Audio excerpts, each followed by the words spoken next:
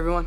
Hey there guys, Unofficial MCU here, hope you're all doing well. In this video we have our episode 5 She-Hulk review with our theories, thoughts and opinions, speculations. Theories and speculations are going to be closer towards the end of the video, also kind of just spread out through the entirety of this video as well. We're also going to be talking about some Easter eggs and things that you may have missed and references and an overall kind of breakdown of this overall episode. In this video we're going to be taking a read from IGN's article. I'm going to have their full article linked down in the description down below for you guys to read as well. And of course, obviously, spoilers ahead. Let's go ahead and talk about it. The big one. At the end of this episode, we finally got our first tidbit and reveal in the actual show itself on Daredevil. I'm so confident that we are going to have Daredevil finally revealed in episode 6 next week for the She-Hulk show, really bringing Daredevil, not Matt Murdock, into the MCU. And I'm just beyond excited for this. I think I speak for just about every Marvel fan out there. I want to say more than 50% of us out there that have been watching the She-Hulk show have literally just been watching it just for Daredevil and his appearance, and we've just been kind of slowly watching it weekly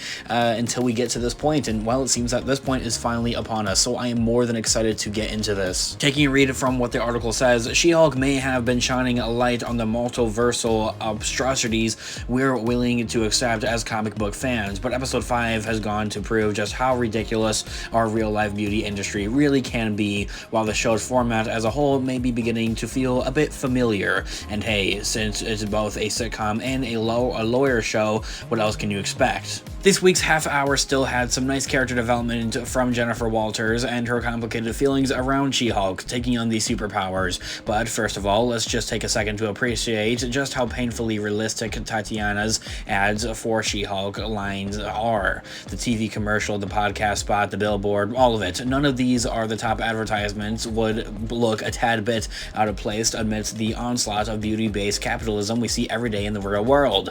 And Jamil is playing this comically self-obsessed superhero perfectly, although anyone who's seen The Good Place show shouldn't be surprised about her ability to effortlessly cut down anyone with a justful and graceful look at that with her acting skills. It's Tatiana's legal claim, too, that serves as a catalyst for Jennifer Walters' journey and reckoning with She-Hulk as well. It's something that the highlight of this episode, one that devotes of some of the scene stealers of the episode's past. On one hand, it doesn't quite live up to the excellent mid-season finale of last weekend, which had demon fighting goodness, proving that the She-Hulk digital effects absolutely look better in action mode than they do in a harsh lighting of a lawyer's office, and some hilarious side characters. Give us the Madison and Wonger spin-off, you cowards. That's in regards to what the article says. I mean, I don't think we need that. I don't think that would be that exciting. On the other hand, it has some inspired character exploration. Jennifer Walters got to figure out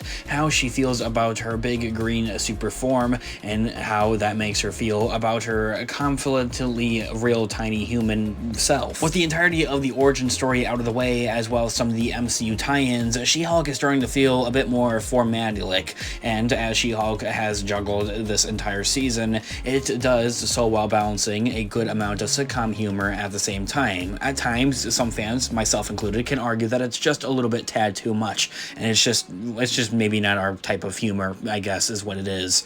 Never does it get too heavily or existentially, aside from Jennifer Walters admitting that she, really needs a good talk with a therapist about this. Instead, we get the humiliating parade of Medicore men that Jen, or rather She-Hulk, went on dates with. It's funny to see some of the classic dating archetypes play out as well, but when last week's hookup admits he wouldn't have gone out if it wasn't the She-Hulk, it stings. Not just an easy line to walk, but She-Hulk, and by extension, Tatiana Maslany's continuously winning lead performance, continues to do an impressively, and Mallory book as well, being as seemingly self-assured as she does, presents a good contrast in this respect. These two are really becoming quite the villain and the heroes that we're going to be having for the rest of this overall show, I think. Still, we're really getting into a sitcom flow 5 episodes in, with the origin story out of the way, as the article had mentioned, as well as some of the MCU tie-ins. She-Hulk is starting to feel a bit formulaic.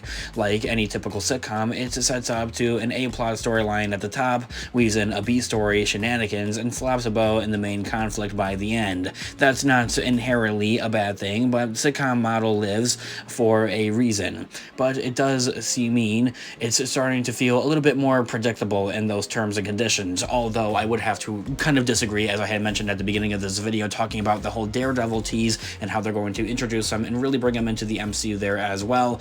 Just kind of essentially stealing the show. I mean, there's no other good way to put it. Speaking of the B story type of thing that the article continues to say, this week's had some welcome additional screen time for Nikki, who is Jennifer Walters' best friend and also co-worker rather, in the lawyer office, who's constantly been great. This episode has started to correct that. This character, Nikki, and Pug embarking on a quest to get Jen a super proper superhero suit. Their side story is a fun one, and I have to agree with that. It was kind of cool. At the same time, the two have some nice chemistry, and it's refreshing to see them get into something productive to do, rather than it just kind of being just random jokes type of thing. Not that that's entirely bad, that's the point of the overall show, let's be honest. Plus, the article would be lying if it said I didn't want some Avengers merch as well. That was honestly pretty funny, I'll be honest. This episode does break the formula on one aspect. No post-credit scenes, for one thing, is very noticeable. I was very honestly quite surprised and a little bit disappointed at that, even though not all the post-credit scenes are anything insane or crazy. All of them have literally just been side gags and just random jokes that don't contribute anything, but nonetheless, they're still kind of fun to look forward to. But the article also says it does make up for that, setting up two important things down the line. Firstly, actual She-Hulk costume, which we're going to also probably be getting in the next episode, which I'm very excited to see as well. And we're still getting our classic superhero origin beats here after all. And secondly, confirmation of that highly anticipated Daredevil cameo, and also him kind of playing a role in the show as well, I believe. While it's already been teased in the trailers and TV spots, that subtle glimpse of his helmet and his suit is a clever way to continue to really get our excitement up. The final verdict coming from the article says that She-Hulk has settled into a formula by episode 5, which has its pros and its cons as well. We know what to expect, and we kind of just go with the flow type of thing, with introductions and setups of the way this week's half hour was a good amount of character development and humor, and also continuing on the overall plot of this show, with a ridiculous legal battle forcing Jennifer Walters to figure out how she's going to deal with She-Hulk down the line. Plus, its B-story adventure gives Nikki and Pug some welcome screen time. It's beginning to feel a bit formalic, and this whole side story with these two characters really does kind of come in and, I guess, fix it a little bit. Still, we get a couple of teases by the end of this, and we're excited, says the article. And that's kind of where the article ends. As I had mentioned, I have this full article linked down in the description down below for you guys to check out as well. I want all of your thoughts and opinions in the comment section down below. I'd absolutely love to hear what you guys all think. What do you guys want to see here with the She-Hulk show, the future of the episodes? What do you guys want to see here with Matt Murdock and Daredevil? I'd absolutely love to hear all of your thoughts and opinions in the comment section down below. Leave a like on the video if you did enjoy it, as it really does help the channel, and check out Instagram Unofficial MCU for more Marvel-related content, guys. Thanks so much for watching today's video. I'll catch you guys in the next one. Have a great one, guys. This has been Unofficial MCU. Peace out.